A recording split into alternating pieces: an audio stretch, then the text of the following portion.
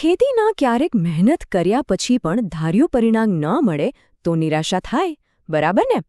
પણ શું થાય જો આપણે પોતે જ આપણા પાકના ડોક્ટર બની જઈએ? જી હા, આ શક્ય છે. બસ એના માટે પાકના 2 સૌથી મોટા દુશ્મનોને ઓળખવા પડશે. તો ચાલો આખી વાતને ઊંડાણપૂર્વક સમજીએ. આ એ સવાલ છે જે લગભગ દરેક ખેડૂત મિત્રના મનમાં ક્યારેક ને ક્યારેક તો આવે જ છે. આટલી મોંઘી દવાઓ, આટલી મહેનત, છતાં પાક કેમ બગડી જાય છે?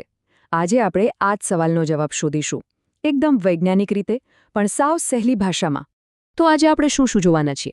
સૌથી પહેલાં પાકના 2 મોટા દુશ્મનો કોણ છે? પછી ફૂગને કેવી રીતે ઓળખવી અને એનો શું ઇલાજ છે? ફૂગનાશકનો સાચો ઉપયોગ કેવી રીતે કરવો? અને હા, પેલી જિદ્દી ઈયળો એ મરતી કેમ નથી એ પણ સમજીશું. એના માટે કઈ જંતુનાશક પસંદ કરવી અને છેલ્લે સ્પ્રે કરવાની એવી ખાસ રીતો જેનાથી પરિણામ બમણું થઈ જાય. તો ચાલો શરૂ કરીએ આપણા પહેલા વિભાગથી, પાકના 2 મોટા દુશ્મનો. આ એ 2 મુખ્ય ગુનેગાર છે જે આપણી મોટાભાગની મહેનત પર પાણી ફેરવી દે છે: ફૂગ અને ઈયળો. ચાલો હવે વાત કરીએ આપણા પહેલા દુશ્મનની. વિભાગ 2માં આપણે સમજીશું ફૂગને, એને કેવી રીતે ઓળખવી અને એનો શું ઉપાય કરવો. તો આ ફૂગ છે શું? સાવ સહેલી ભાષામાં કહીએ તો એ એક એવો પરોપજીવી છે જે આપણો પાક ખાઈને જીવે છે. એને પોતાનો ખોરાક બનાવતા નથી આવડતું. અને એને સૌથી વધુ મજા ક્યારે આવે? જ્યારે હવામાં ભેજ 70% કરતાં વધુ હોય અને તાપમાન 20થી 30 ડિગ્રી સેલ્સિયસની આસપાસ હોય. બસ આ એના માટે પાર્ટીનો માહોલ છે. હવે એક રસપ્રદ વાત, બધી ફૂગ એક સરખી નથી હોતી. એના પણ 4 મોટા પરિવારો છે. હવે કોઈને થશે કે આ બધું જાણવાની શી જરૂર છે? જરૂર એટલા માટે છે કારણ કે દરેક પરિવારની ફૂગ પર અલગ અલગ પ્રકારની દવા અસર કરે છે. જેમ તાવ, શરદી અને પેટના દુખાવાની દવા અલગ અલગ હોય છે, બસ એવું જ આમાં છે. આ કોષ્ટક તો જાણે ખેતરનો એક્સરે રિપોર્ટ છે. આનાથી રોગને ઓળખવામાં બહુ મદદ મળશે. જો જેમ છે આગોતરા સુકારામાં પાંદડા પર જાણે કોઈએ નિશાન તાક્યો હોય એવા ગોળ ડાઘા દેખાય, અને પેલો તળછારો, એમાં પાંદડાની નીચે જોશો તો રૂ જેવું સફેદ સફેદ દેખાશે. આ લક્ષણો જો બરાબર પકડી લઈએ તો સાચો ઇલાજ કરવામાં વાર ના લાગે. ચાલો, રોગને તો ઓળખી લીધો. હવે વાત કરીએ એના ઇલાજની. વિભાગ 3, ફૂગનાશકનો સાચો ઉપયોગ. કઈ દવા, ક્યારે અને કેવી રીતે વાપરવી?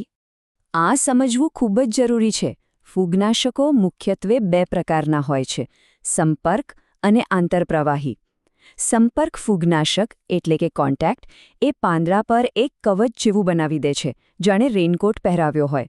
આ રોગને આવતા પહેલાં રોકવા માટે શ્રેષ્ઠ છે. જ્યારે આંતરપ્રવાહી એટલે કે સિસ્ટમિક એ છોડની નસે નસમાં પહોંચી જાય છે, જાણે આપણે તાવની ગોળી ગળીએ એ રીતે. આ રોગ આવ્યા પછી એને જડમૂળથી મટાડવા માટે કામ આવે છે. ક્યારેક કેવું થાય કે રોગ બહુ વધી જાય, એક દવાથી કાબૂમાં ન આવે, ત્યારે આવા સંયોજનો એટલે કે કોમ્બિનેશન વાપરવા પડે છે. આમાં 2 અલગ અલગ રીતે કામ કરતી દવાઓ ભેગી હોય છે, એટલે ફૂગ પર ડબલ એટેક થાય છે. જેમ કે મેન્કોઝેબ અને મેટાલેક્સિલ.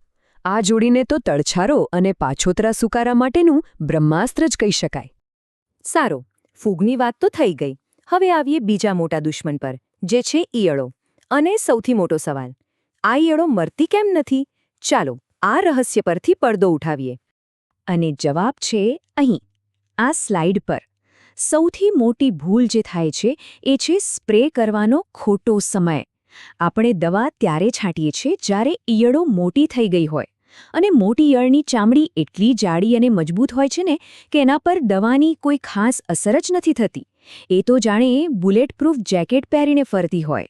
તો પછી સાચો સમય કયો? આ ચિત્ર જુઓ. ઈંડામાંથી જ્યારે ઈયળ તાજી જ બહાર નીકળે ને, ત્યારે એનું શરીર એકદમ નરમ અને નાજુક હોય છે. બસ આ જ છે પ્રહાર કરવાનો શ્રેષ્ઠ સમય. આ ગોલ્ડન વિન્ડો જો ચૂકી ગયા તો પછી મહેનત અને પૈસા બંને પાણીમાં જવાની શક્યતા વધી જાય છે. દુશ્મનને હરાવવા માટે એની ચાલ સમજવી પડે. જેમ કે અમેરિકન ઈયળ જુઓ, કેટલી ચાલાક છે. એ ફળમાં કણ ઉપાડીને અડધું શરીર અંદર અને અડધું બહાર રાખે છે. જ્યારે પેલી ફોલ આર્મી વર્મ, એ તો મકાઈના ડુંડામાં છેક ઊંડે સુધી સંતાઈ જાય છે. એમની આદતો જાણીશું તો જ ખબર પડશે કે કઈ દવા વાપરવી. ચાલો હવે દુશ્મનને અને એની કમજોરીને તો ઓળખી લીધી. હવે જોઈએ કે એના માટે હથિયાર કયું પસંદ કરવું. વિભાગ 5 સંપૂર્ણ જંતુનાશકની પસંદગી. આ છે ટોચના 5 બ્રહ્માસ્ત્ર જંતુનાશકો. દરેકનું કામ અલગ છે. જેમ કે ઇમામેક્ટિન બેન્ઝોએટ નાની ઈયળો માટે શ્રેષ્ઠ છે, પણ જો ઈયળો દવાનો પ્રતિકાર કરવા લાગી હોય તો સ્પિનોસાડ જેવી દવાનો ઉપયોગ કરવો પડે. અને પેલી છુપાઈને રહેતી ઈયળો માટે એના માટે છે ક્લોરાન્ટ્રાનિલિપ્રોલ. આ દવા છોડની અંદર ફેલાઈ જાય છે, એટલે ઈયળ ગમે ત્યાં સંતાઈ હોય તે બચી શકતી નથી.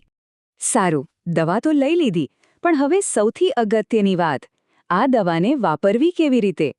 આપણા છેલ્લા વિભાગમાં આપણે જાણીશું સ્માર્ટ સ્પ્રે કરવાની એવી ગુપ્ત રીતો જે ફૂગ અને ઈયળ બંનેમાં કામ લાગશે. એક વાત સમજી લો, દવા ગમે તેટલી સારી હોય, પણ જો છાંટવાની રીત ખોટી હોય તો પરિણામ અડધું પણ ન મળે.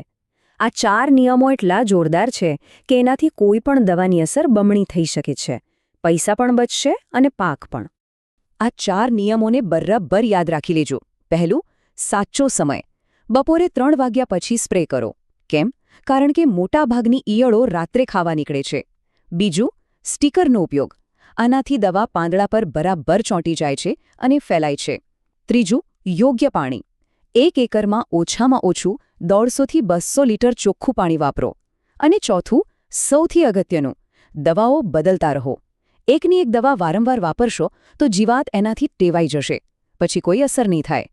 અને છેલ્લે આ એક વાત હંમેશા યાદ રાખજો, મોંઘી દવાઓ કરતાં પણ વધારે કિંમતી છે સાચું જ્ઞાન. જો આપણી પાસે સાચી જાણકારી હોય તો એ જ આપણા પાકનું સૌથી મોટું રક્ષક છે. તો હવે સવાલ એ છે કે આજે આપણે જે કંઈ પણ શીખ્યા એમાંથી કઈ ટેકનિકનો અમલ સૌથી પહેલા પોતાના ખેતરમાં કરશો? જરા વિચારજો, કારણ કે જ્ઞાનને અમલમાં મૂકવાથી જ સાચો ફાયદો થાય છે.